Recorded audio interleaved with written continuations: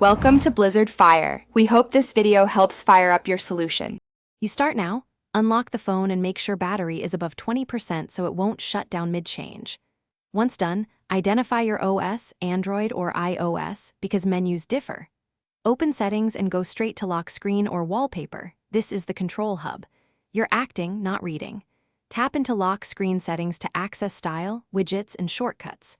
This first step sets permissions and access so changes apply system-wide, not just to a preview. Now choose the exact image or live wallpaper you want, gallery, live photo, or a built-in option, and tap it. You'll crop and position the subject. Make sure the clock and notifications won't obscure key parts. On Android, adjust blur and fit. On iOS, pick a clock style and depth or perspective effect. Then add widgets and decide notification previews. These choices control readability and privacy, so take a moment to balance aesthetics with function and confirm each change. Finish by tapping Apply or Set, and choose whether this applies to lock screen, home screen, or both. Lock the phone and check how the image, clock, widgets, and notification previews look in real use. Make sure nothing critical is hidden.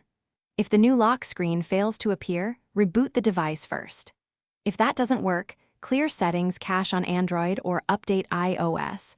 Also check wallpaper app permissions. This troubleshooting tip fixes most stubborn update issues quickly.